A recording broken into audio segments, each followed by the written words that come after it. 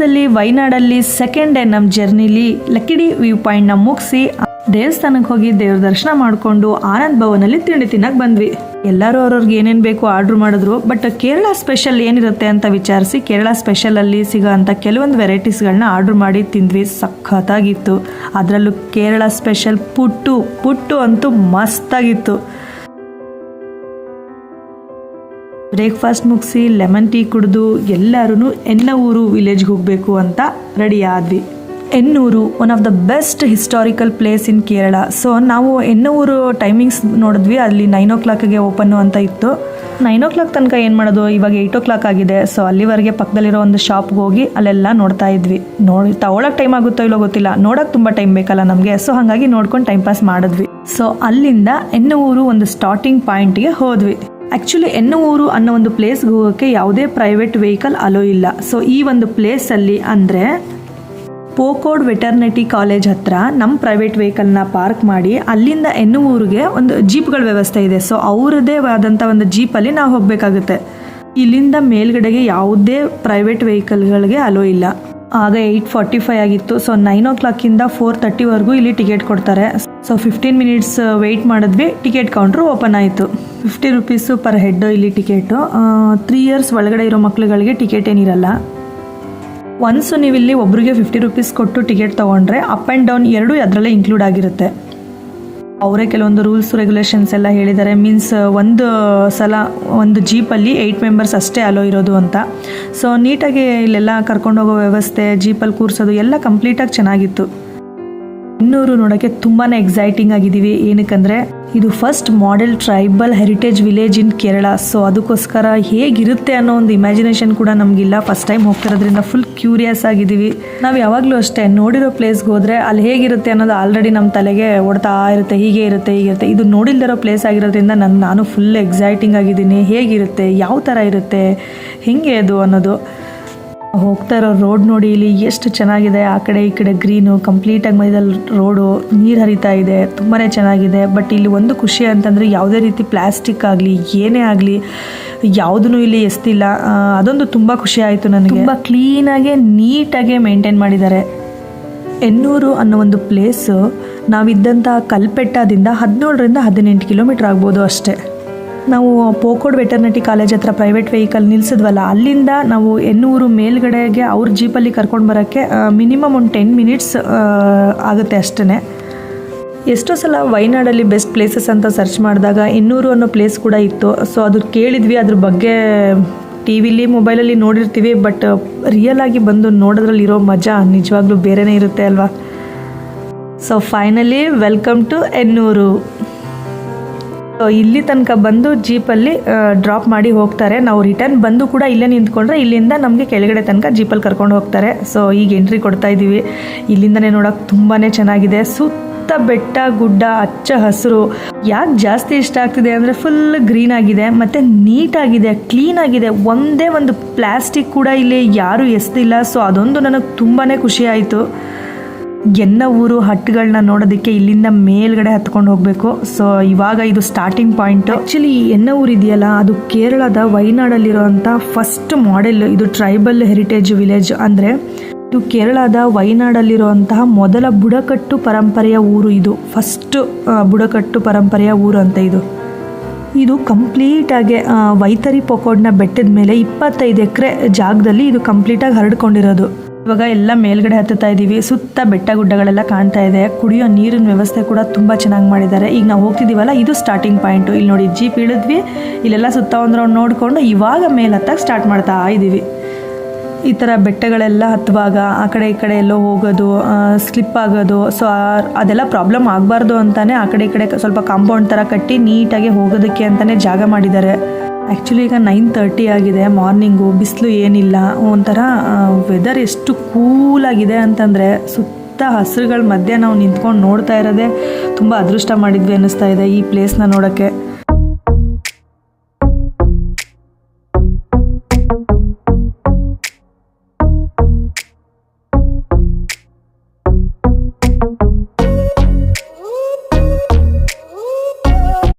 ಈ ಪ್ಲೇಸ್ನ ನೋಡಬೇಕು ಅಂತ ಆಸೆ ಇದ್ದವರು ಆರಾಮಾಗಿ ವಯಸ್ಸಾಗಿದ್ರೂ ಅವ್ರು ಆರಾಮಾಗಿ ನಡ್ಕೊಂಡು ಬರ್ಬೋದು. ಇಲ್ಲಿ ನೀಟಾಗಿ ಅದರದ್ದೇ ಆದಂಥ ಕೆಲವೊಂದು ವ್ಯವಸ್ಥೆ ಎಲ್ಲ ಮಾಡಿದ್ದಾರೆ. ಈ ಸ್ಟೆಪ್ಸ್ ಹತ್ತುತ್ತಾನೆ ಆ ಕಡೆ ಈ ಕಡೆ ಬೆಟ್ಟಗಡ್ಡ ನೋಡ್ತಾನೆ ಇಷ್ಟೊಂದು ನನಗೆ ಖುಷಿ ಆಗ್ತಿದೆಯಲ್ಲ. ಮೇಲ್ಗಡೆ ಎನ್ನವೂರು ಅನ್ನೋ ಒಂದು ಪ್ಲೇಸು ಯಾವ ಥರ ಇರ್ಬೋದು, ಹಟ್ಟೆಲ್ಲ ಹೇಗಿರ್ಬೋದು ಅನ್ನೋ ಕ್ಯೂರಿಯಾಸಿಟಿ ಇನ್ನೂ ನನಗೆ ಜಾಸ್ತಿ ಆಗ್ತಾ ಇದೆ. ಇಲ್ಲಿ ನೋಡಿ ಸುತ್ತ ಎಷ್ಟು ಚೆನ್ನಾಗಿದೆ ಅಂತ.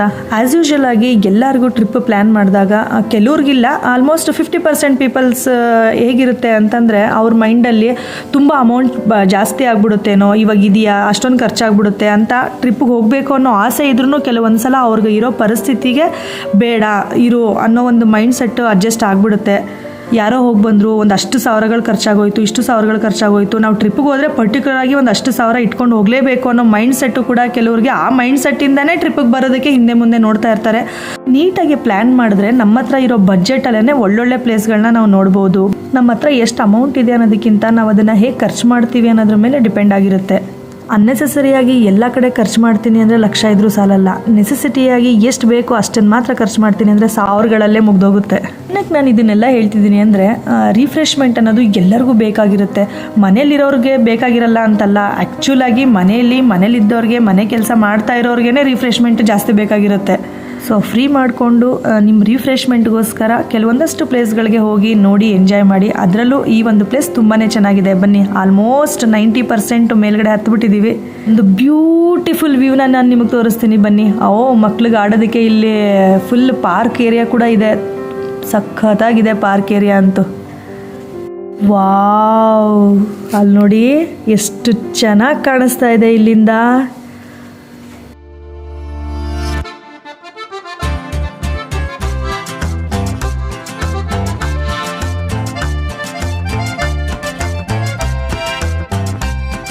ಹಚ್ಚ ಹಸಿರಾಗಿರೋ ಆ ಬೆಟ್ಟ ಗುಡ್ಡದ ಮಧ್ಯ ಹಟ್ಟುಗಳಂತೂ ಎಷ್ಟು ಚೆನ್ನಾಗಿ ಕಾಣಿಸ್ತಾ ಇದೆ ಅಂತ ನನಗೆ ಏನು ಹೇಳಬೇಕು ಅಂತಲೇ ಗೊತ್ತಾಗ್ತಾ ಇಲ್ಲ, ಅಷ್ಟು ಚೆನ್ನಾಗಿ ಕಾಣಿಸ್ತಾ ಇದೆ. ಆ್ಯಕ್ಚುಲಿ ಬೆಟ್ಟ ಹತ್ತಿದ್ದೀವಿ, ಮತ್ತೆ ಆ ಹಟ್ಟ ಹತ್ರ ಹೋಗೋಕ್ಕೆ ಆ ಕಡೆಯಿಂದ ಇಳಿದು ಹೋಗಬೇಕು. ಈ ಮೇಲಿಂದ ನಿಂತ್ಕೊಂಡ್ರೆ ಎಷ್ಟು ಚೆನ್ನಾಗಿ ಕಾಣಿಸ್ತಾ ಇದೆ ನೋಡಿ, ಸಖತ್ತಾಗಿ ಕಾಣಿಸ್ತಾ ಇದೆಯಲ್ವಾ. ಟೋಟಲ್ಲು 10 ಹಟ್ಸಿದೆ ಅಂತೆ ಅಲ್ಲಿ ಕಂಪ್ಲೀಟಾಗೆ. ತುಂಬಾ ಚೆನ್ನಾಗಿ ಕಾಣಿಸ್ತಾ ಇದೆಯಲ್ವಾ ಇಲ್ಲಿಂದ ವ್ಯೂ ಅಂತೂ. ಇದೆಲ್ಲ ಇಷ್ಟೊಂದು ಚೆನ್ನಾಗಿರೋದಕ್ಕೆ ನಾನು ನೋಡಿದ್ದೀನಲ್ಲ, ನೀವು ನೋಡಬೇಕು ಅನ್ನೋದು ನನ್ನ ಆಸೆ. ಸೊ ಹಾಗಾಗಿ ಅದಕ್ಕೋಸ್ಕರನೇ ಇದ್ರ ಬಗ್ಗೆ ಕಂಪ್ಲೀಟಾಗಿ ನಾನು ನಿಮ್ಗೆ ಹೇಳಿದೆ. ಇಲ್ಲಿ ನೋಡಿ ಎಷ್ಟು ಚೆನ್ನಾಗಿ ಕಾಣಿಸ್ತಾ ಇದೆ ಇಲ್ಲಿಂದ ಅಂತ. ಆ ಹಟ್ಟಿಗಳ ಹತ್ರನೂ ಹೋಗಿ ಅದರೊಳಗಡೆ ಏನೇನಿದೆ ಕಂಪ್ಲೀಟಾಗಿ ನಾನು ನಿಮಗೆ ತೋರಿಸ್ತೀನಿ. ಫಸ್ಟು ಇಲ್ಲಿಂದ ಆ ವ್ಯೂನ ನೋಡಿ ಎಂಜಾಯ್ ಮಾಡೋಣ ಅಂತ ನಾನು ಇಲ್ಲೇ ಒಂದು ಅರ್ಧ ಗಂಟೆ ನಿಂತ್ಕೊಂಡೆ ಆ್ಯಕ್ಚುಲಿ.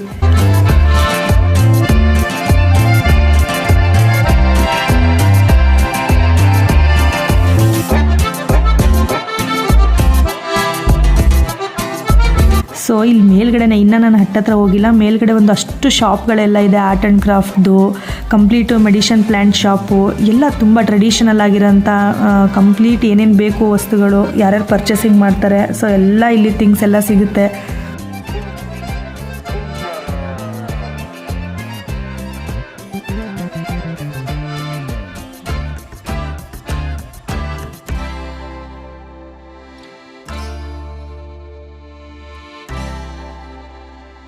ದೂರದಿಂದ ನೋಡಿದಾಗ ಹಟ್ಟಿ ಎಷ್ಟು ಬ್ಯೂಟಿಫುಲ್ಲಾಗಿ ಕಾಣಿಸ್ತಾ ಇತ್ತಲ್ವ. ಸೊ ಹತ್ತಿರ ಹೋಗಿ ಅದರೊಳಗಡೆ ಏನಿದೆ, ಯಾವ ಥರ ಇದೆ ಕಂಪ್ಲೀಟಾಗಿ ನೋಡಬೇಕು ಅಂತ ತುಂಬ ಕ್ಯೂರಿಯಸ್ ಆಗ್ತಿದೆ. ಸೊ ಬನ್ನಿ, ಮೇಲ್ಗಡೆ ನಾನು ಒಂದಷ್ಟು ಅಂಗಡಿಗಳನ್ನ ತೋರಿಸಿದ್ನಲ್ಲ, ಅದರಲ್ಲಿ ಕಂಪ್ಲೀಟಾಗಿ ಊಟ, ತಿಂಡಿ, ಕಾಫಿ ಕೂಡ ಸಿಗುತ್ತೆ. ಮತ್ತು ನೀರಿನ ವ್ಯವಸ್ಥೆ ತುಂಬ ಚೆನ್ನಾಗಿದೆ. ಎಲ್ಲ ಬೆಟ್ಟ ಹತ್ತಿ ಬರ್ತಾರೆ, ಸುಸ್ತಾಗುತ್ತೆ ಅಂತ ಅಲ್ಲಲ್ಲಿ ನೀರಿನ ವ್ಯವಸ್ಥೆ ಕೂಡ ತುಂಬ ಚೆನ್ನಾಗಿ ಮಾಡಿದ್ದಾರೆ. ಕೆಳಗಡೆನೆ ಆಲ್ರೆಡಿ ಇನ್ಸ್ಟ್ರಕ್ಷನ್ ಹಾಕಿದ್ರು, ಪ್ಲಾಸ್ಟಿಕ್ ಬಾಟ್ಲ್ ಯೂಸ್ ಮಾಡೋಂಗಿಲ್ಲ, ಪ್ಲಾಸ್ಟಿಕ್ನ ಮೇಲ್ಗಡೆ ಕ್ಯಾರಿ ಮಾಡೋಂಗಿಲ್ಲ, ಮತ್ತು ಕಂಪ್ಲೀಟಾಗಿ ಅಲ್ಲಿ ಪ್ಲಾಸ್ಟಿಕ್ ಎಲ್ಲ ಎಸೆಯೋಂಗಿಲ್ಲ. ಸೊ ಎಲ್ಲನೂ ಹಾಕಿದ್ದಾರೆ, ನೀಟಾಗಿ ಮೇಂಟೈನ್ ಕೂಡ ಮಾಡಿದ್ದಾರೆ. ತುಂಬಾ ಸ್ಟೆಪ್ಸ್ ಇದೆ, ಬೆಟ್ಟ ಹತ್ತಕ್ಕೆ ಕಷ್ಟ ಆಗುತ್ತೆ ಅನ್ನೋ ಥರ ಏನಿಲ್ಲ. ಇಲ್ಲಿ ನೋಡಿ, ಇಲ್ಲಿ ಈ ಥರ ಸ್ಟ್ರೈಟ್ ರೋಡೇ ಇದೆ, ಡೌನ್ ಅಪ್ಸ್ ಎಲ್ಲ ಇದೆ. ಬಟ್ ಓಕೆ, ಯಾವುದೇ ರೀತಿ ಟಯರ್ಡ್ ಅಂತಲೂ ಏನೂ ಆಗಲಿಲ್ಲ. ಆರಾಮಾಗೆ ಆ ನೇಚರ್ನ ನೋಡ್ತಾ ನೋಡ್ತಾ ಎಂಜಾಯ್ ಮಾಡ್ಕೊಂಡು ಬಂದ್ವಲ್ಲ, ಒಂದು ಪಾಯಿಂಟಷ್ಟು ನಮಗೆ ಸುಸ್ತು ಅಂತ ಆಗಲಿಲ್ಲ. ಇತ್ತೀಚೆಗೆ ಮಕ್ಕಳಿಗೆ ಆಗಲಿ, ಆಲ್ಮೋಸ್ಟ್ ಯಾರಿಗೇ ಆಗಲಿ, ಈವನ್ ನಮಗೂ ಒಂದಷ್ಟು ಟ್ರೆಡಿಷನಲ್ ಆಗಿರೋ ನಾಲೆಡ್ಜ್ಗಳು ಕಡಿಮೆ ಇದೆ. ಸೊ ಕಂಪ್ಲೀಟಾಗಿ ಇಲ್ಲಿ ಬಂದರೆ ಮಕ್ಕಳಿಗೆ ಆ ನಾಲೆಡ್ಜ್ನ ಕೊಡ್ಬೋದು ಅಂತ ನನಗೆ ಫೀಲ್ ಆಗ್ತಾ ಇದೆ. ಒಂದು ಹಟ್ಟಿಗಿಂತ ಡಿಫ್ರೆಂಟ್ ಆಗಿದೆ. ಒಳಗಡೆ ಇಟ್ಟಿರುವಂಥ ವಸ್ತುಗಳೇ ಆಗಿರ್ಬೋದು, ತುಂಬಾ ಆರ್ಟ್ ಆ್ಯಂಡ್ ಕ್ರಾಫ್ಟ್ ಕಂಪ್ಲೀಟಾಗಿ ಎಲ್ಲ ಡಿಫ್ರೆಂಟ್ ಆಗಿದೆ. ನಾನು ಒಂದೊಂದನ್ನು ನಾನು ನಿಮಗೆ ನೀಟಾಗಿ ತೋರಿಸ್ತೀನಿ ಬನ್ನಿ. ನಾನೀಗ ಅಷ್ಟು ಚೆನ್ನಾಗಿದೆ, ಇಷ್ಟು ಚೆನ್ನಾಗಿದೆ ಅಂತ ಹೇಳೋದಕ್ಕಿಂತ ನಿಮಗೇನೆ ನೋಡಿ ಅದು ಎಷ್ಟು ಚೆನ್ನಾಗಿ ಕಾಣಿಸ್ತಾ ಇದೆ ಅಂತ. ಬೆಟ್ಟ ಗುಡ್ಡದ ಮಧ್ಯೆ ಎಲ್ಲ ಹಟ್ಟಿಗಳು ತುಂಬಾ ಚೆನ್ನಾಗಿ ಕಾಣಿಸ್ತಿದೆ ಅಲ್ವಾ.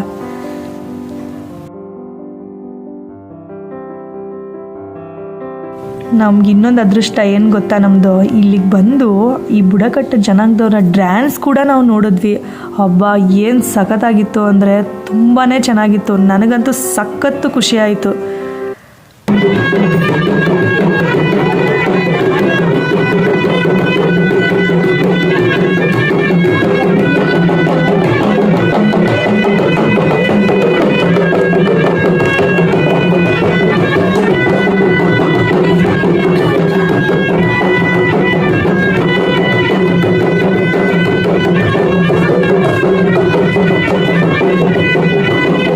ತುಂಬ ಹೊತ್ತು ಇದನ್ನು ನೋಡಿದ್ವಿ, ತುಂಬಾ ಚೆನ್ನಾಗಿತ್ತು. ನಾನು ಕೆಳಗಡೆ ರೋಡಲ್ಲಿ ಬೆಟ್ಟ ಹತ್ತುವಾಗ ಜೀಪಲ್ಲಿ ಬರಬೇಕಾದ್ರೆ ಎಷ್ಟು ನೀಟಾಗಿದೆ ಅಲ್ವಾ, ಮೇಲ್ಗಡೆ ಹೇಗಿರುತ್ತೋ ಗೊತ್ತಿಲ್ಲ ಅಂತ ಅಂದ್ಕೊಂಡೆ. ಇಲ್ಲಿ ಮೇಲ್ಗಡೆ ಬಂದ್ರಂತೂ ಇಲ್ಲೂ ಅಷ್ಟೇ ಒಂದು ಪ್ಲಾಸ್ಟಿಕ್ ಬಾಟಲ್ ಏನು ಆ ಥರದ್ದು ಏನು ನೋಡಲೇ ಇಲ್ವಲ್ಲ. ನನಗೆ ಅದರಷ್ಟು ಖುಷಿ ಇನ್ಯಾವುದೂ ಸಿಕ್ಕಿಲ್ಲ. ಆ ನೆಲ ಆದರೂ ಎಷ್ಟು ನೀಟಾಗಿದೆ ಅಂದರೆ, ಎಷ್ಟು ಕ್ಲೀನಾಗಿದೆ ಅಂದರೆ, ಆ ನೇಚರ್ಗೆ ತಕ್ಕನಾಗಿದೆ ಇದೆಲ್ಲ. ಒಂದೊಂದು ಹಟ್ಟಿಗೂ ಇನ್ನೊಂದು ಹಟ್ಟಿಗೂ ತುಂಬಾ ಡಿಸ್ಟೆನ್ಸ್ ಇದೆ, ಅಂದರೆ ಸ್ವಲ್ಪ ಡಿಸ್ಟೆನ್ಸ್ ಇದೆ. ಅದಕ್ಕೂ ಇದಕ್ಕೂ ನೀಟಾಗಿ ಸ್ಟೆಪ್ಸ್ ಎಲ್ಲ ಮಾಡಿದ್ದಾರೆ. ಕ್ಲೀನಾಗಿ ಒಂದು ಕಡೆಯಿಂದ ಇನ್ನೊಂದು ಕಡೆಗೆ ಹೋಗಿ ಆ ಒಂದು ಹಟ್ಟೊಳಗಡೆ ಏನಿದೆ ಎಲ್ಲನೂ ನೋಡ್ಕೊಂಡು ಬರ್ಬೋದು. ಒಂದು ಹಟ್ಟು ಕೆಳಗಡೆ ಡ್ಯಾನ್ಸ್ ನೋಡಿದ್ರಿ, ಇನ್ನೊಂದು ಹಟ್ಟಲ್ಲಿ ಏನಿದೆ ಅಂತ ತೋರಿಸ್ತೀನಿ ಬನ್ನಿ.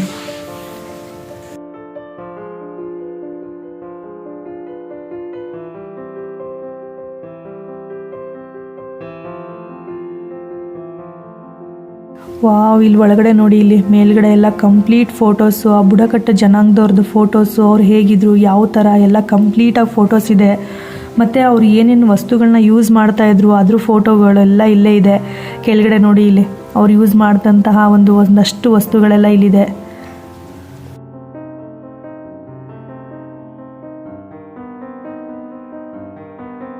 ಒಂದಷ್ಟು ವರ್ಷಗಳ ಹಿಂದೆ ಆ ಬುಡಕಟ್ಟು ಜನಾಂಗದವರು ಯಾವ ಪಾತ್ರೆಗಳನ್ನ ಯೂಸ್ ಮಾಡ್ತಿದ್ರು, ಯಾವ ಥರ ಯೂಸ್ ಮಾಡ್ತಿದ್ರು ಎಲ್ಲ ಇಲ್ಲೇ ಕಂಪ್ಲೀಟಾಗಿ ಇಟ್ಟಿದ್ದಾರೆ ನೋಡಿ. ಅವ್ರು ಯೂಸ್ ಮಾಡ್ತಿದ್ದ ಲ್ಯಾಂಪು ಕೂಡ ಇಲ್ಲೇ ಇದೆ ನೋಡಿ.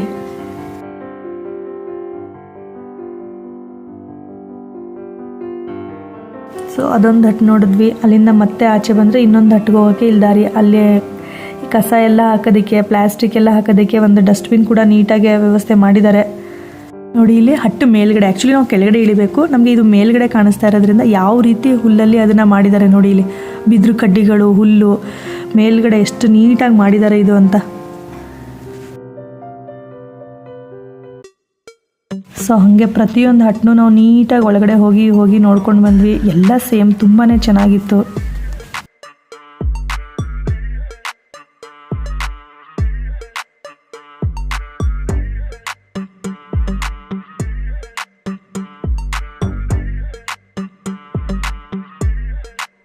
ಇನ್ನೊಂದು ಹಟ್ಟಲ್ಲಂತೂ ತುಂಬ ಸ್ಪೆಷಲ್ಲು. ಅವರು ಯಾವ ರೀತಿ ಒಂದು ಮಂಚ ನೋಡಿ, ಇಲ್ಲಿ ಆ ಬಿದ್ರಲ್ಲಿ ಮಾಡಿರೋಂಥ ಮಂಚ ಹೇಗೆ ಮಲಗ್ತಾಯಿದ್ರು, ಒಲೆ ಯಾವ ಥರ ಒಲೆ ಇತ್ತು, ಮಡಿಕೆ ಹೆಂಗೆ ಯೂಸ್ ಮಾಡ್ತಾಯಿದ್ರು. ಅಲ್ಲಿ ಮೇಲ್ಗಡೆ ನೋಡಿ, ಇಲ್ಲಿ ಹಾಕಿರೋದು ಮಗುಗೆ ಮಲಗ್ಸೋಕ್ಕೆ ತೊಟ್ಲು ಕೂಡ ಎಷ್ಟು ಚೆನ್ನಾಗಿ ಬಿದ್ರಲ್ಲಿ ಮಾಡಿದ್ದಾರೆ. ಅವ್ರು ಯೂಸ್ ಮಾಡಿದಂಥ ಎಲ್ಲ ಬಿದ್ರಿನ ವಸ್ತುಗಳು, ಬುಟ್ಟಿ ಎಲ್ಲನೂ ತುಂಬ ಚೆನ್ನಾಗಿತ್ತು. ಇಲ್ಲಂತೂ ಸಖತ್ತಾಗಿ ಇದನ್ನು ನೀಟಾಗಿ ಇಟ್ಟಿದ್ದಾರೆ. ಆ್ಯಕ್ಚುಲಾಗಿ ಕಾಸಿನ ಸರ ಅಂದರೆ ಇದು, ಈಗಿಂದೆಲ್ಲ ಕಾಸಿನ ಸರ ಅಂದರೆ ಬೇರೆ ಥರ ಇದೆ. ಬಟ್ ಇಲ್ಲಿ ಕಾಸಲ್ಲೇ ಮಾಡಿರೋ ಕಾಸಿನ ಸರಗಳು, ಅವ್ರು ಹಾಕೋತಿದ್ದಿದ್ದ ಸರ ಎಲ್ಲ ಸಕ್ಕತ್ತಾಗಿದೆ. ಬಿದ್ರಲ್ಲಿ ಮಾಡಿದ್ದಾರೆ, ಮಣಿಗಳನ್ನ ಪೋಣಿಸಿದ್ದಾರೆ, ತುಂಬ ಚೆನ್ನಾಗಿ ಮಾಡಿದ್ದಾರೆ. ಅವ್ರು ಹಾಕೋತಿದ್ದಿದ್ದ ಬಳೆಗಳು, ಆ ಬುಡಕಟ್ಟು ಜನಾಂಗದಲ್ಲಿ ತುಂಬ ಹಿಂದೆ ಏನೇನು ಹಾಕೋತಿದ್ರು ಆ ಓಲೆಗಳು ಎಲ್ಲ ನೀಟಾಗಿ ಇದ್ರಲ್ಲಿ ಹಾಕಿದ್ದಾರೆ. ಅದನ್ನೆಲ್ಲ ನೀಟಾಗಿ ಈಗ ನೋಡ್ಬೋದು.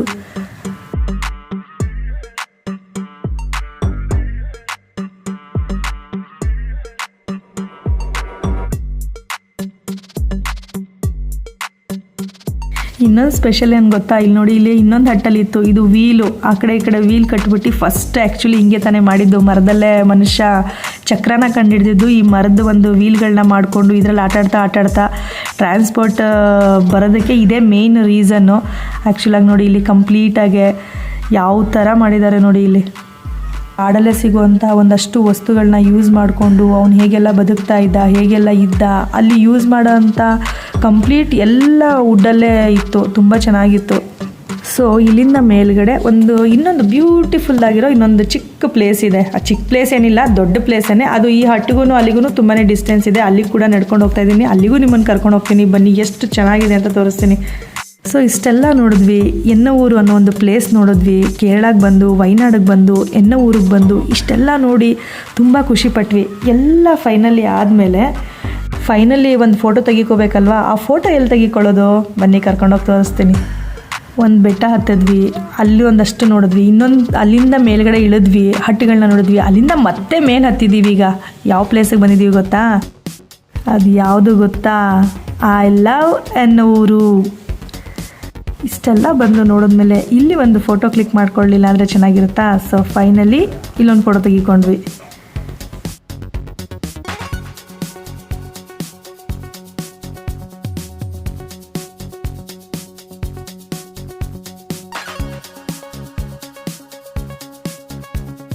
ಆ್ಯಕ್ಚುಲಿ ನಿಮಗೆ ಬ್ಯಾಕ್ಗ್ರೌಂಡ್ ವ್ಯೂ ಕಾಣಿಸ್ತಿದೆ ಅಂತ ಅನ್ಕೋತೀನಿ. ಆ ಹಟ್ಟುಗಳು ಎಷ್ಟು ಚೆನ್ನಾಗಿ ಕಾಣಿಸ್ತಾ ಇದೆ ನೋಡಿ ಈ ಮೇಲ್ಗಡೆ ಪ್ಲೇಸಿಂದ. ನಿಜವಾಗ್ಲೂ ತುಂಬ ಚೆನ್ನಾಗಿತ್ತು.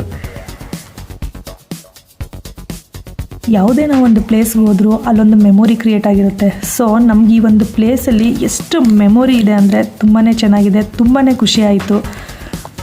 ನಿಮ್ಮ ರಿಫ್ರೆಶ್ಮೆಂಟ್ಗೋಸ್ಕರ ಫ್ರೀ ಆದಾಗ, ಆ್ಯಕ್ಚುಲಿ ಫ್ರೀ ಮಾಡಿಕೊಂಡೇ ಮಿಸ್ ಮಾಡ್ದೇನೆ ಈ ಪ್ಲೇಸ್ಗೆ ಹೋಗ್ಬಿಟ್ಟು ಬನ್ನಿ. ನಿಜವಾಗ್ಲೂ ತುಂಬಾ ಚೆನ್ನಾಗಿದೆ.